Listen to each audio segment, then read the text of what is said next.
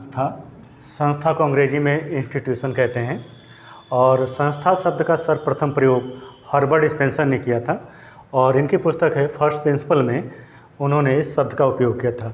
संस्था और समिति जो हैं एक दूसरे से बड़े घनिष्ठ संबंध हैं। अगर हम संस्था पढ़ने से पहले हम जान लें समिति क्या होता है। समिति जो होता है एक निश्चित उद्देश्य की पूर्ति के लिए बनाई जाती है। जब कुछ व्यक्ति सहयोग के आधार पर एक संगठन के निर्माण करते हैं तो उसे हम समिति कहते हैं और इन उद्देश्य की पूर्ति कौन करता है? संस्था करता है। संस्था चूँकि एक नियम होती है, एक कार्यप्रणाली होती है और समाज द्वारा स्वीकृत तरीका होता है। ठीक, संस्था एक नियम है, कार्यप्रणाली है, समाज द्वारा स्वीकृत तरीका होता है। संस्था, ध्यान दीजिएगा, संस्था जो है क्योंकि मनुष्य एक सामाजिक प्राणी है, सामाजिक प्राणी होने के नाते उसकी बहुत सारी आवश्यकताएं और इच्छाएं होती हैं।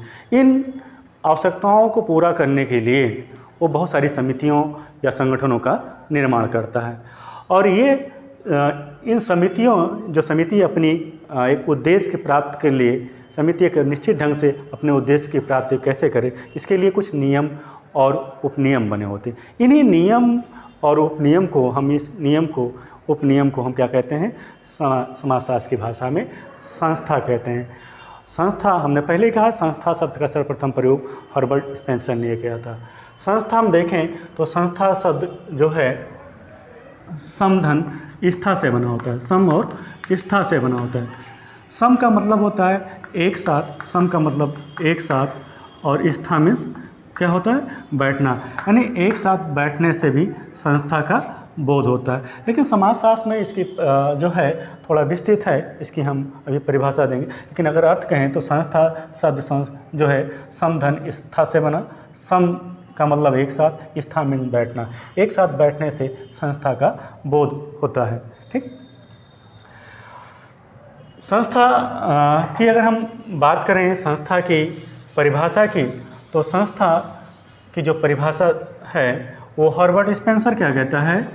स्पेंसर कहता है, हर्बर्ट स्पेंसर कहता है संस्था वह अंग है, नोट कर लीजिएगा, संस्था वह अंग है, संस्था वह अंग है जिसके माध्यम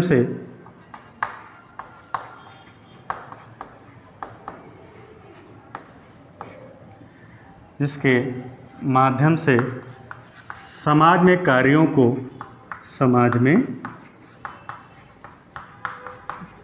को क्रियान्वित किया जाता है,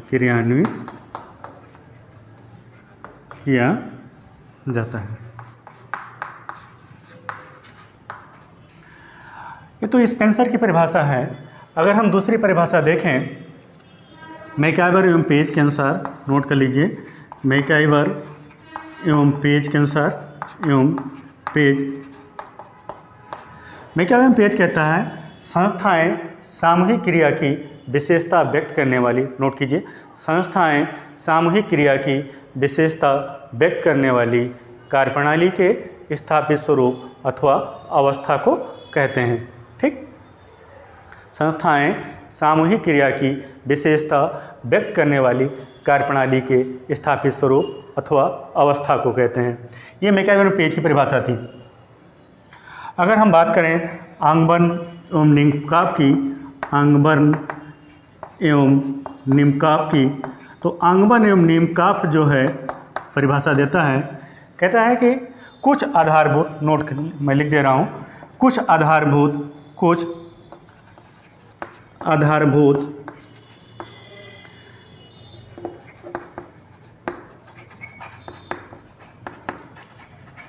मानवीय आवश्यकताओं की संतुष्टि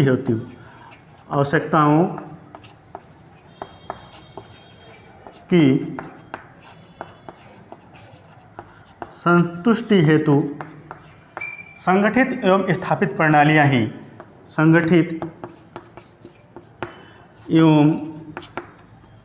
प्रणालियां ही सामाजिक संस्थाएं हैं। स्थापित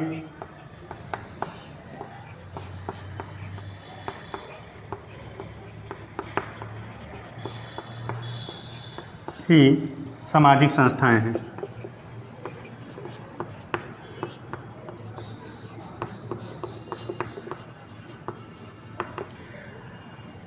अगर हम बात करें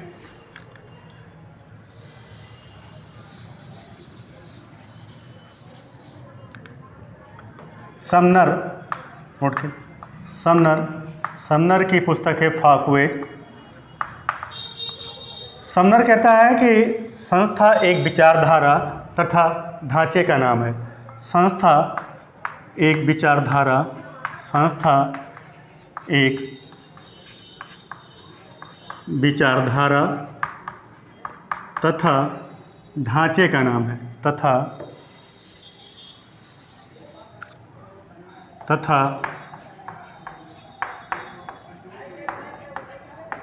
संस्था एक विचारधारा तथा एक ढांचे, एक लिखिएगा, एक ढांचे का नाम है।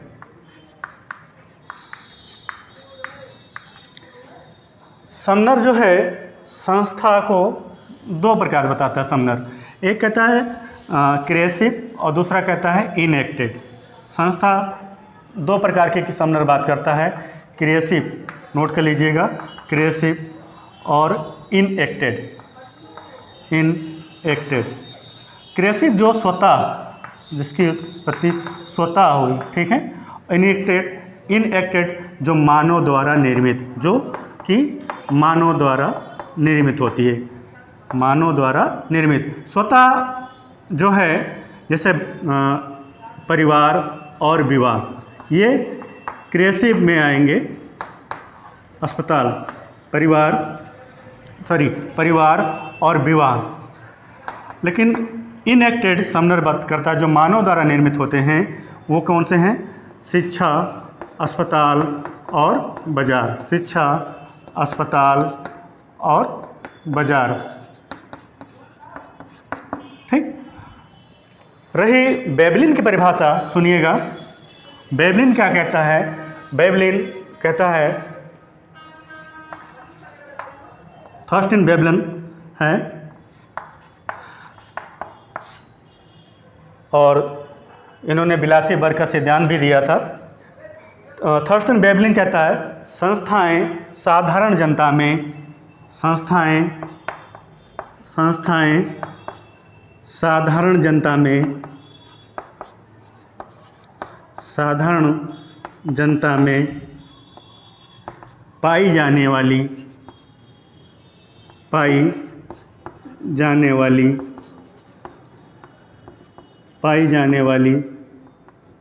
सोचने विचारने की समान स्थिर सी आदतें हैं। संस्थाएं साधारण जनता में पाई जाने वाली सोचने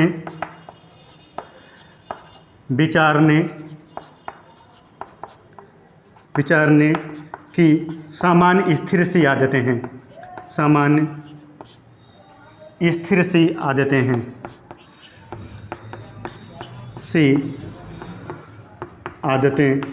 हैं, ये तो थॉर्स्टेन वेबलिन का परिभाषा था।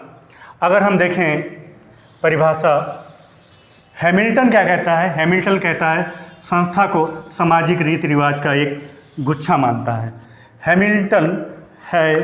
मिल्टन जो है संस्था को सामाजिक रीति रिवाज का एक गुच्छा मानता है। संस्था को सामाजिक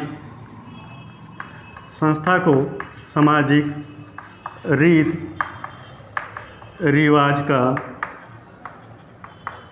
एक गुच्छा मानता है, एक गुच्छा मानता है।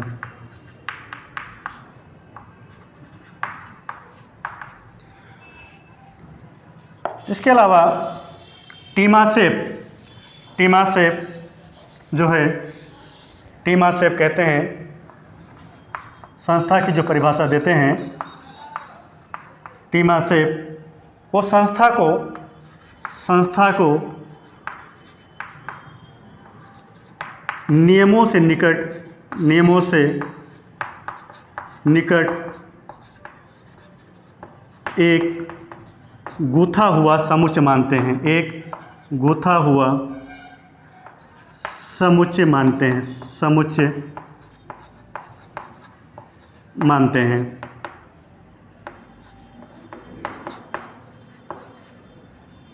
रास जो परिभाषा देता है, रास कहते हैं संस्थाएं सर्वमान्य इच्छा द्वारा स्वीकृत, संस्थाएं सर्वमान्य इच्छा द्वारा स्वीकृत एवं स्थापित, स्वीकृत लिखिएगा, स्वीकृत एवं स्थापित संस्थाएं सर्वमान्य इच्छा द्वारा स्वीकृत एवं स्थापित मानवीय संबंधों की एक संगठित व्यवस्था है, मानवीय संबंधों की एक संगठित व्यवस्था है।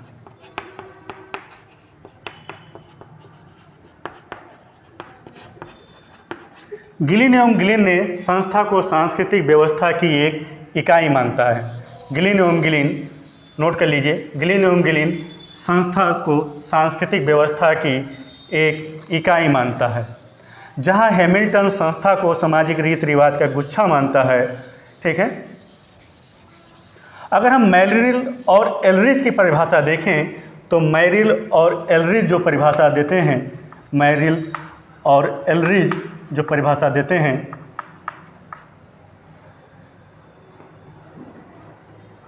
मेरिल और एलरिच की जो परिभाषा है वो कहते हैं संस्थाएं सामाजिक आचरण के वे प्रतिमान हैं जो मानव की आवश्यकताओं की पूर्ति के लिए निर्मित किया गया है। ठीक, सामाजिक संस्थाएं आचरण के वे प्रतिमान हैं जो मानव की आवश्यकताओं की पूर्ति के लिए निर्मित किया गया है।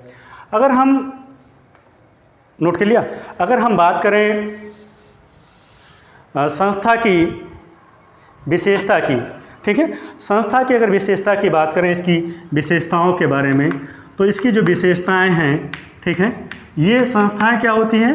संस्थाएं, आप जानते हैं कि संस्थाएं एब्स्ट्रैक्ट होती हैं, अमूर्त प्रकृति की होती हैं, अमूर्त प्रकृति होता है। दूसरा क्या होता है? संस्था का एक जो होता है एक ढांचा होता है। ठीक, तीसरा क्या है? प्रतीक भी होती है, संस्था प्रतीक होती है, एक प्रतीक है संस्था का। चौथा उपकरण क्या है? सांस्कृतिक उपकरण होता है। संस्था की जो विशेषताएं हैं सांस्कृतिक उपकरण होती है। संस्थाएं क्या होती हैं? नेक्स्ट इसकी विशेषता अधिक स्थायित्व होता है, अधिक स्थायित्व होता है, स्थायित्व होता है। और संस्था का क्या होता है? एक या अनेक स्पष्ट उद्देश्य होते हैं, एक या अनेक स्पष्ट उद्देश्य होते हैं, स्पष्ट उद्देश्य होता है। संस्था सांस्कृतिक व्यवस्था की एक इकाई के रूप में भी कार्य करता है। संस्था सांस्कृतिक व्यवस्था की, संस्था सांस्कृतिक व्यवस्था की एक इकाई के रूप में कार्य करता है। सांस्कृतिक व्यवस्था की एक इकाई के रूप में कार्य करता है, एक इकाई के रूप में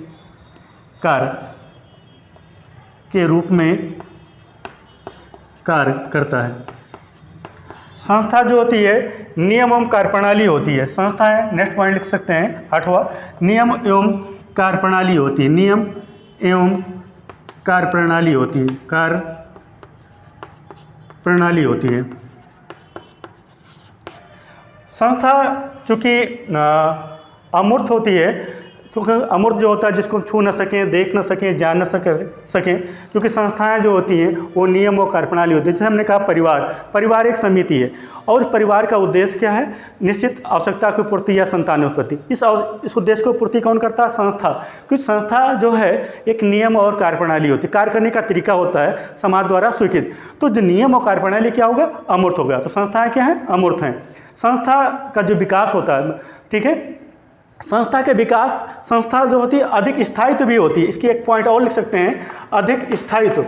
ठीक, क्योंकि संस्था जो होता है उसकी विकास, समनर बात करते हैं, इसकी जो बताते हैं, संस्था के विकास एक लंबी अवधि के बाद होता है। सबसे पहले विचार आती है जो व्यक्तिगत भी हो सकता है।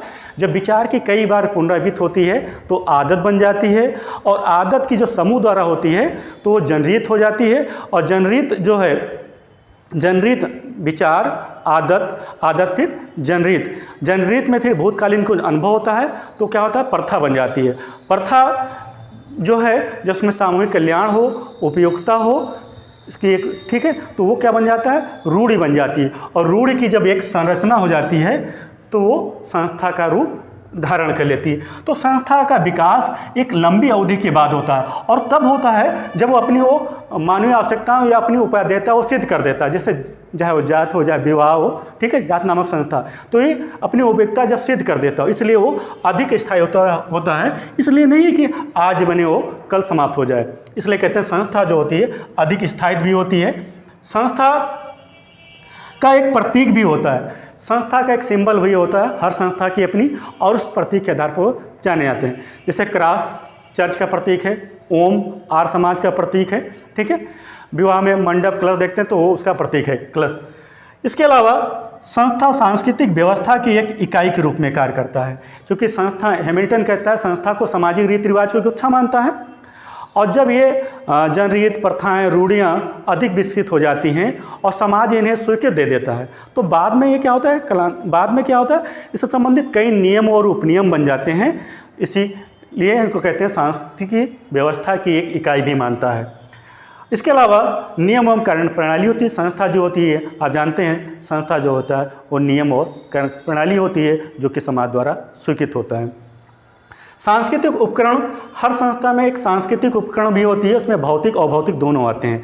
जैसे भौतिक में क्या हुआ, भवन है, फर्नीचर है, ठीक है, औजार से, ठीक, ये भौतिक हैं। हमारी प्रथाएं, परंपराएं जो हैं हमारी अभौतिक हैं, ठीक। प्रथा, जनरीत, प्रथा, रूढ़ी, ये सब क्या हैं, अभौतिक हैं। अधिक स्थायित्व, हमने पहले कहा कि अभी अधिक स्थायित्व जो होती है संस्था के विकास एक लंबी अवधि के बाद होता है, इसलिए अधिक स्थायित्व भी होती हैं।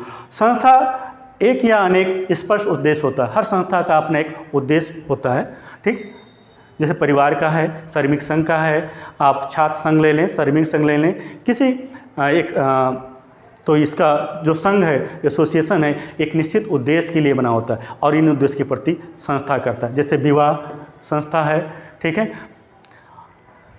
इसके अलावा अगर इसकी हम बात करें संस्था की तो था परिभाषा की बात, और संस्था लॉयड सोशल इंस्टीट्यूशन जो है, सोशल इंस्टीट्यूशन, ध्यान से सुनिएगा, सोशल इंस्टीट्यूशन जो है वो लॉयड बेलार्ड की पुस्तक है, लॉयड बेलार्ड की पुस्तक है।